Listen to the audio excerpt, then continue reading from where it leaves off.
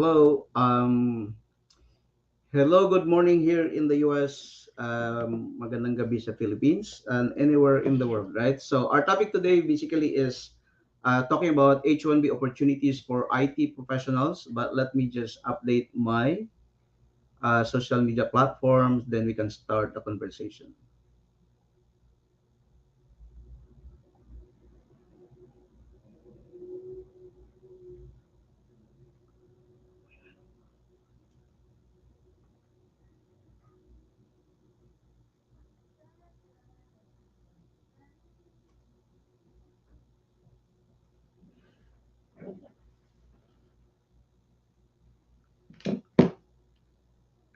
Okay, so marami na rin tayong nag-join. So guys, it will not be a long conversation. I actually just came back from the annual immigration conference in Orlando, Florida.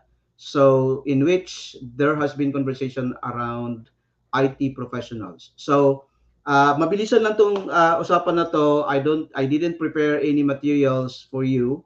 But i-explain ko lang paano ang proseso. So, if you are an IT professional, so most likely you will be working with private companies. And since the best visa option for you will be the H1B process, which has 6 years validity on your visa if once you will be approved. And then, depende na sa employers nyo kung sisimulan na nila yung green card process either on the after first year, second year, or before your H1B visa expires, then we have to go through the lottery. So there's about 85,000 H1B visas available per year, 20,000 of which are reserved for the master's degree holder. But you don't need a master's degree for you to be able to work as an IT professional unless if they're actually offering you a managerial job and if you have a master's degree. So we'll just talk about the general context that if you are an IT professional outside the United States, then the best visa for you will be H1B and that you have to go through the lottery. Okay, the lottery normally happens first quarter of the year, and then once you get picked, the immigration law firm can file your H1B, and then you can start your work in the US on October 1st, right? And then you'll be allowed basically 10 days before the program starts to enter the United States. Okay, so can you hear me right? Can you just actually give me some feedback if I sound okay? Hello, Sir Danilo, Jumar, Jinky. So thank you for joining in. Okay. So, paano mangyayari ngayon? The opportunity that we are actually giving you now is targeted basically to people who are working outside the United States for a current US employer. Kasi maraming ganon ang setup, right? So, if you already have that setup, then you are already on base 1, okay? All you needed to do is to convince your US employer to start the immigration process for you by entering into the lottery on the first quarter of next year. If your employer is interested, they could actually reach out to us or you can connect us to your employer so we could basically explain to you how the H1B process work for you.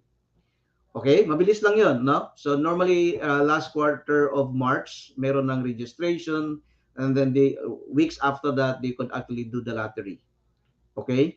So ngayon, what happens if you will not be selected on the lottery? So una, depending on the status of the applications, they normally do the first lottery first quarter, so around March, April.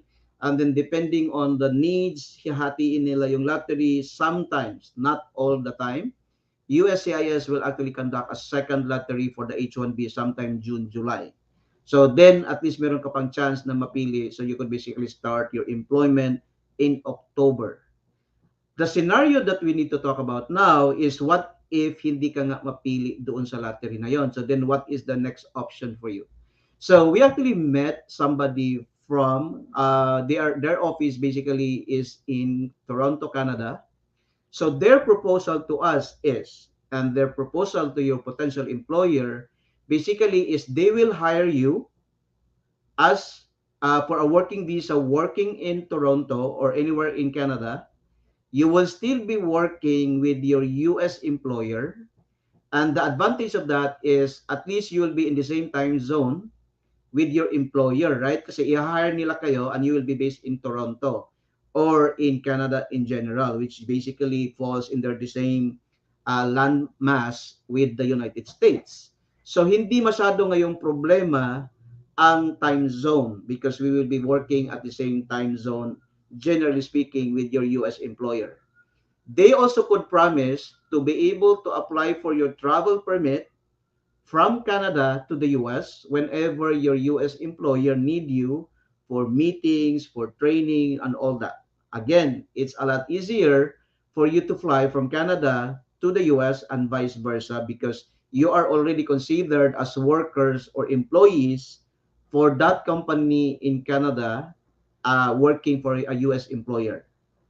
Then the second strategy would be they will continue to file for your H1B hanggang mapili kayo dun sa lottery. But at the same time, after 1 year of you working for H1B, we will be convincing your US employer to start your green card process. IT professionals generally be offered EB3. So this is the immigrant visa just like any other professionals, the visa processing time for that is minimum 2 years. So the most likelihood scenario, kung hindi kayo mapili sa lottery, will be you will be working for that Canadian employer for 2 years hanggang ma-approve yung green card application nyo, saka kayo lilipat in the US as green card holders. So that's basically the general platform or framework where the H1B for IT professionals will be looked upon. No? So ganun yung magiging sistema natin.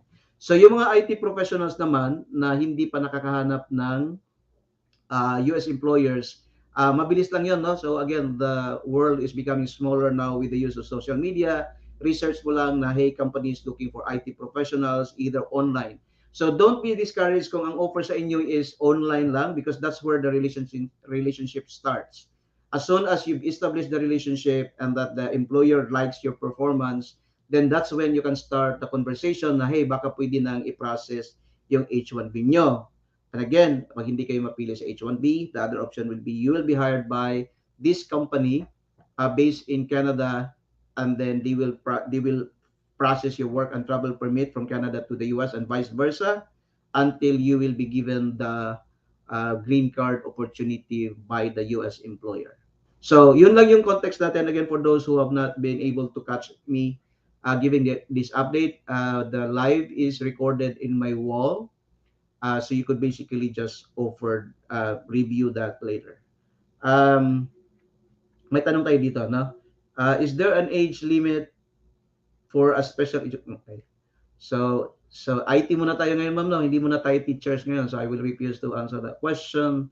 But generally speaking, bawal ang age. Tanungin ang age o kung may asawa ka, may anak ka, right? For as long as you can do the job, the age doesn't matter in the United States. Okay? So kung wala namang tanong, kasi I think very clear, very simple lang naman ang procedure, right?